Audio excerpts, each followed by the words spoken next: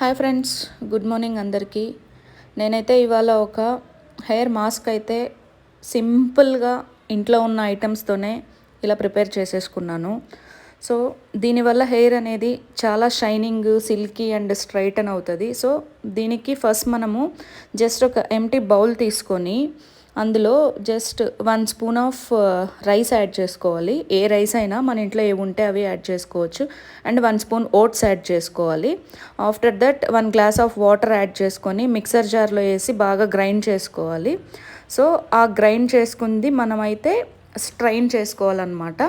So ఇప్పుడు మనమైతే ఒక స్ట్రైనర్ తీసుకొని ఏదైతే మనం గ్రైండ్ చేసుకున్నామో దాన్ని అంతా strain చేసేయాలన్నమాట.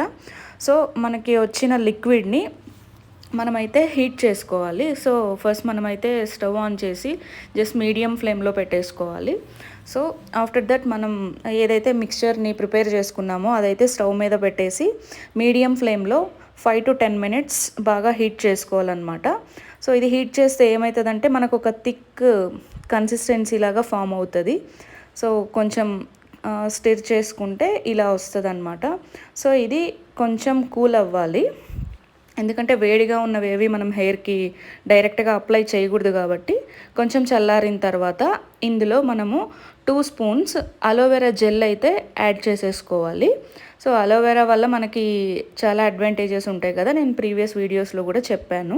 So aloe vera gel add చేసేసుకొని 2 స్పూన్స్ బాగా స్టిర్ చేసుకొని మనకి ఒక మంచి కన్సిస్టెన్సీ క్రీమ్ లాగా ఫామ్ అయ్యేటట్టు స్టిర్ చేసుకోవాలన్నమాట. సో కంటిన్యూస్గా ఇలా స్టిర్ చేసుకుంటే మనకైతే ఒక మంచి క్రీమ్ లాగా ఫామ్ అవుతుంది అనమాట ఈ మిక్స్చర్ అనేది. సో అది మనం ఇప్పుడు ఒక బౌల్లోకి ట్రాన్స్ఫర్ చేసేసుకున్నాము. మనకి ఏదైతే క్రీమ్ ఫామ్ అయిందో ఆ క్రీమ్ని మనం ఇప్పుడు ఒక బౌల్లోకి అయితే ట్రాన్స్ఫర్ చేసుకున్నాము. సో చిన్న బౌల్స్ అయితే మనం హెయిర్కి అప్లై చేసుకోవడానికి ఈజీగా ఉంటుంది కాబట్టి సో మనమైతే బౌల్లోకి ట్రాన్స్ఫర్ చేసేసుకొని ఇదైతే ఇప్పుడు మనం హెయిర్కి అయితే అప్లై చేసేసుకోవాలి.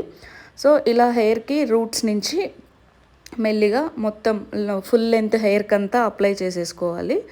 సో నీట్గా అప్లై చేసేసుకొని 30 minutes షవర్ క్యాప్ పెట్టేసి వదిలేయాలన్నమాట.